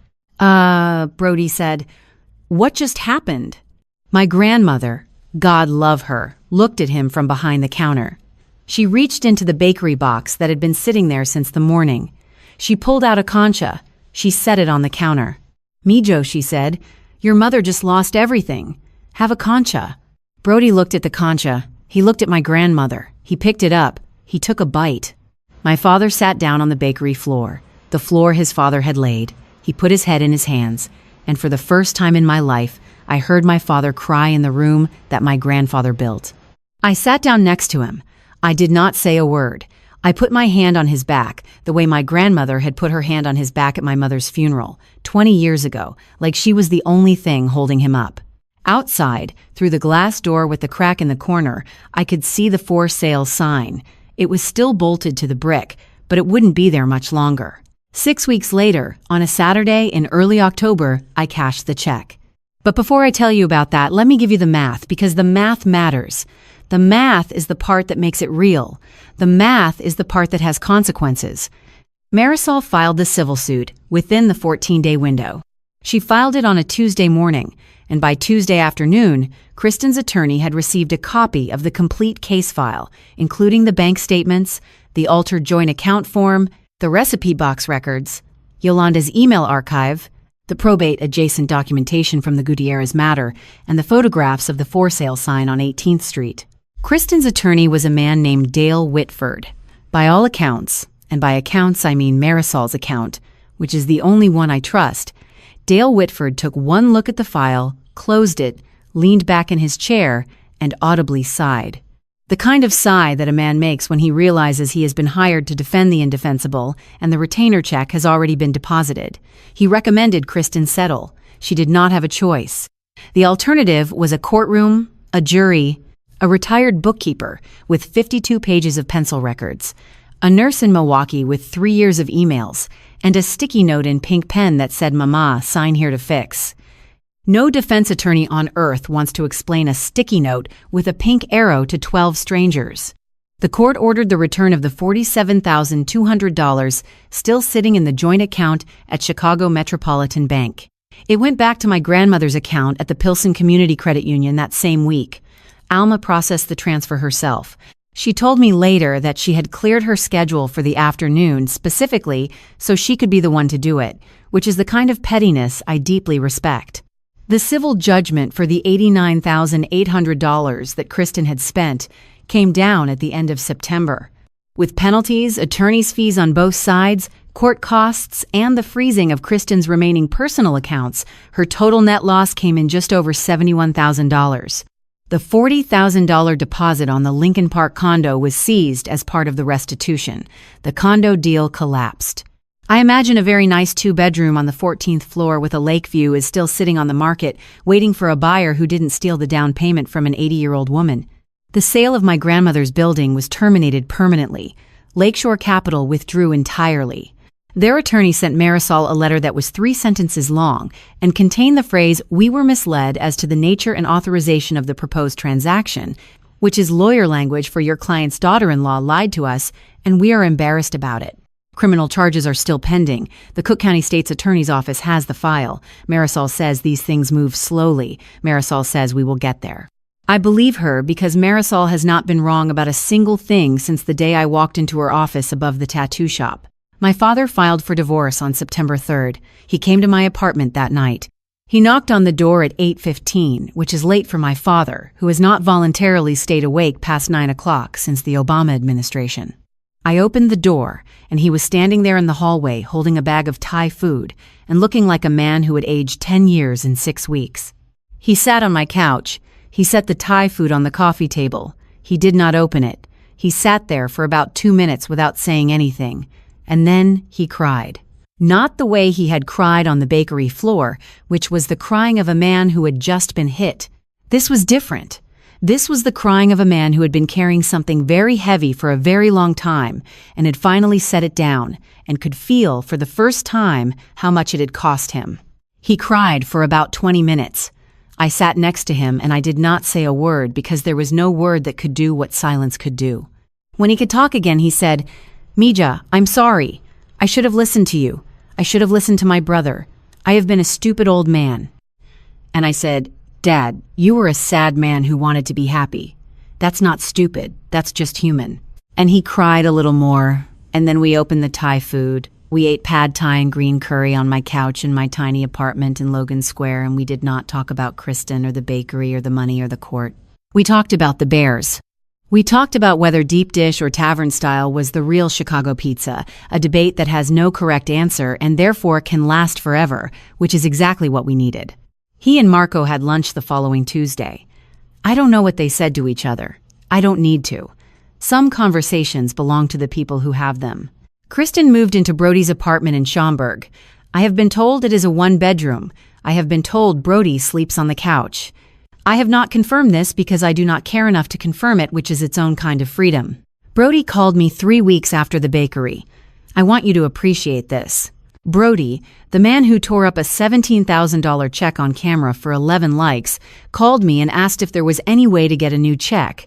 He said his mom had told him the original was a scam, but now he was thinking maybe she had been wrong. I told him the check was drawn on Abuela's account, that Abuela was free to write him a new one if she wanted to, and that he should ask his mother why she had told him to tear it up. There was a long silence. Then Brody said, "Yeah, okay," and he hung up. I have not heard from Brody since. I am at peace with that. Marco and I had 4 conversations about everything that happened. 2 of them were ugly. The first one was on the phone, 3 days after the bakery, and it was the kind of conversation where both people are saying true things in the worst possible way. He said I should have told him sooner. I said I tried and he didn't pick up. He said I went behind the family's back. I said the family's back was turned. We hung up on each other. Neither of us called back that night. The second ugly one was in person, at a diner in Berwyn, and it lasted 45 minutes and ended with both of us staring at untouched plates of eggs and him saying, "You could have lost everything, Elena. You could have been wrong and you would have blown up this whole family for nothing." And me saying, "But I wasn't wrong, Marco. That's the part you have to sit with." The third conversation was better. It was at Abuela's kitchen table, with coffee and pan dulce, and it was mostly quiet. Marco sat there and he looked at the recipe box, which was sitting on the table the way it always sat on the table now, out in the open, no longer hidden in the pantry behind the chipotles. He picked it up. He turned it over in his hands. He ran his thumb along the brass hinges that his grandfather had ordered from a catalog 60 years ago. "She kept it in here the whole time?" he said. "The whole time." He set it down. He didn't say anything else for a while. Then he said, "I should have been there sooner." And I said, "You were there when it mattered," and that was enough. The fourth conversation was the best one. It was on a Sunday afternoon at Abuela's apartment, and Marco had brought tamales that he had made himself. They were overcooked. The masa was too thick. The filling was under-seasoned. Nobody mentioned it. Diego ate 3 of them and asked for a 4th, which is either a testament to the resilience of children or proof that 8-year-olds will eat anything wrapped in a corn husk. That's family. You show up with what you have, and everyone pretends it's perfect, and somehow, in the pretending, it becomes true. Diego is back to visiting Abuela every other Sunday. He sits at her kitchen table, and she teaches him to play dominoes, and he teaches her how to use the filters on his iPad, which she does not need but pretends to enjoy, because that is what grandmothers do. Kristen's name does not come up. It doesn't need to. I want to tell you something about Kristen now, not about what she did. You know what she did. I want to tell you about how she did it, because the how is the part that keeps me awake sometimes. Kristen spent 2 years building a story, brick by brick, conversation by conversation. She told my father that Abuela was getting forgetful. She told Marco the same thing. She told the neighbors. She told the woman at the salon. She told the priest at street. Pious. She mentioned it at dinner parties in that concerned, sighing voice, the voice of a woman burdened by the responsibility of caring for someone who could no longer care for herself. "Mama is declining," she would say, shaking her head with just the right amount of sadness. It's so hard to watch. She built that story over 24 months, and she used every brick of it to justify every dollar she moved, every form she altered, every signature she lifted, every lie she told in a voice that sounded like love. The whole scheme depended on one thing being true, one single thing. It depended on my grandmother being unable, at the end of the day, to count. My grandmother, who balanced the books for a family bakery for 38 years, who kept every receipt, who corrected an IRS auditor, who maintained a handwritten ledger in a wooden box that her husband carved between recipe cards for conchas and mole negro in pencil with little stars next to the entries she wasn't sure about. She counted. She counted every dollar. She counted them the way she had always counted them, carefully, patiently, with the quiet discipline of a woman who had learned a long time ago that numbers don't lie, even when people do. And in the end, the woman Kristen had been calling forgetful, the woman she had been calling confused, the woman she had been calling declining, was the one who stood up in her own bakery and read the numbers out loud. That is what got her. Not me, Not Marisol, not Yolanda, not the injunction or the demand letter or the sticky note with the pink arrow. Her own story. The story she had spent 2 years telling about a woman who could not count, told in front of a woman who could. On the second Sunday in October skjøden. Isjeslisje. Skjøstenavn et hørlederlader rive. 10. Axtene.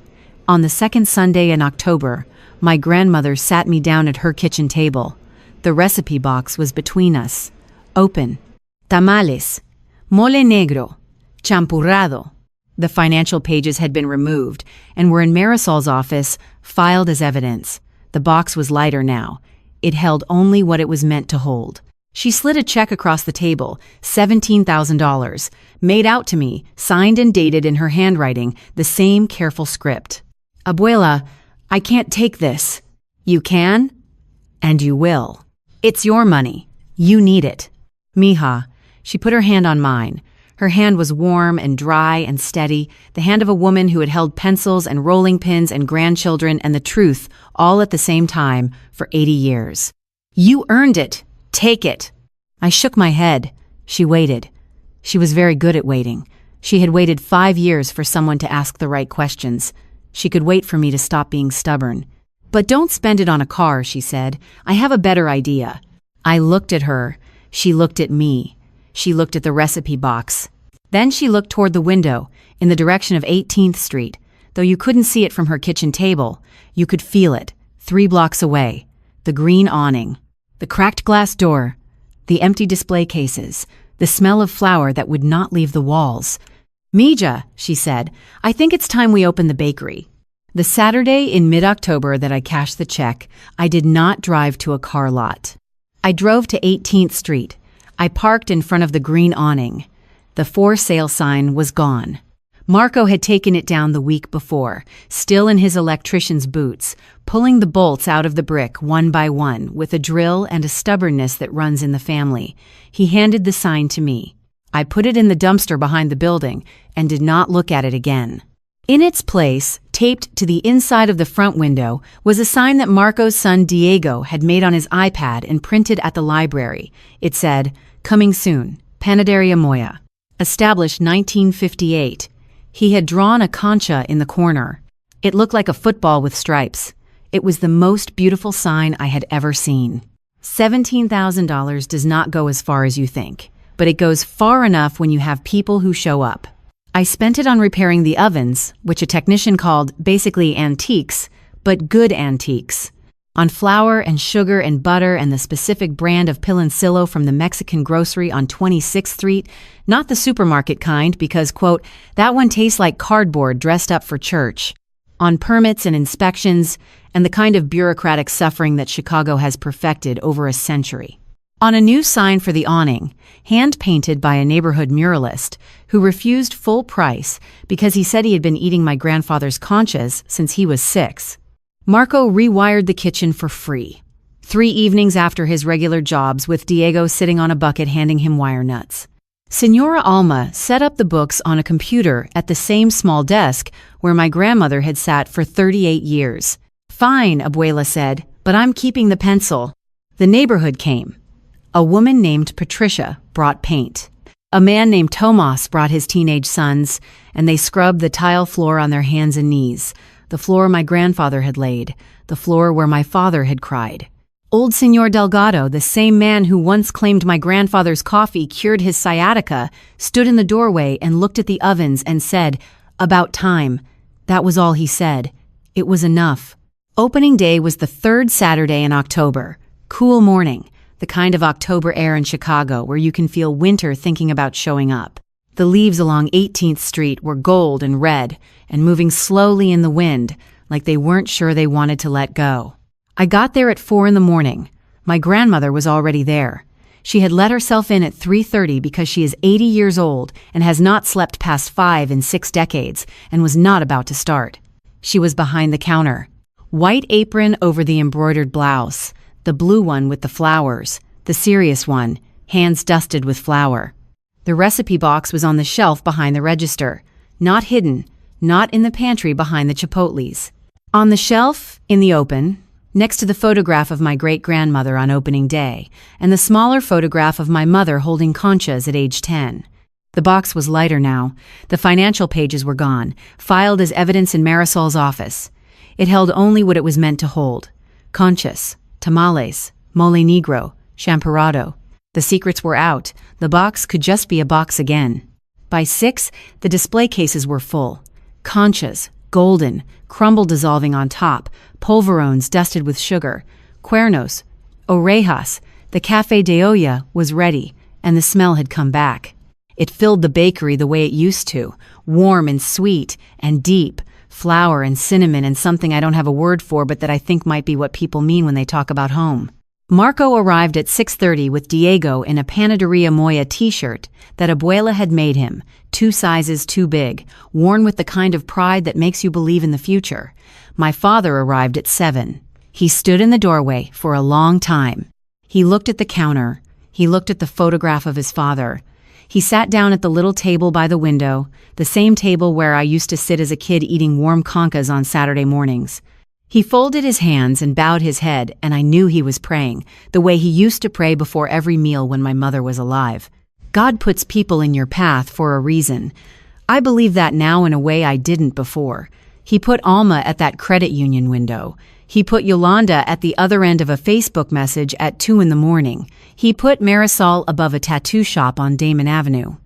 And he put a recipe box in my grandmother's hands 60 years ago, and she held on to it the way you hold on to a promise, and she never let go. At 7:15, I walked to the front door. The closed sign hung in the glass with the crack in the lower left corner from the skateboard kid in '93. My grandmother's voice came from behind the counter. Mija, flip the sign. We're open. I flipped it. The first customer walked in at 7:17. An old woman from the block, wrapped in a coat with a scarf over her hair. She looked at the display cases. She looked at my grandmother. She put her hand over her heart. I thought you'd never open again. Give me 2 conchas and a café de olla. My grandmother reached into the case with a piece of wax paper, the same way she had reached in 10,000 times before, and she set 2 conchas on the counter and poured the coffee and slid them across, and she smiled. Sometimes, the people who are supposed to protect us are the ones we need protection from, and sometimes, the ones who save us are the ones everyone stopped listening to. An old woman with a recipe box. A teller with a Diet Coke. A nurse who kept emails for 3 years. God works in ordinary places. He works in credit unions and kitchens that smell like flour. He works through people who keep the books when no one is watching. If someone in your life is being told they're confused when you know they're not, if something doesn't add up and everyone says you're crazy for counting, count anyway. Keep the book. Keep the pencil. Keep the box. The truth doesn't expire. It just waits for someone brave enough to read it out loud. So tell me, would you have kept the check? Or would you have torn it up? Drop your answer in the comments. And there's another story already on your screen. Go click it. I think you're going to like this one.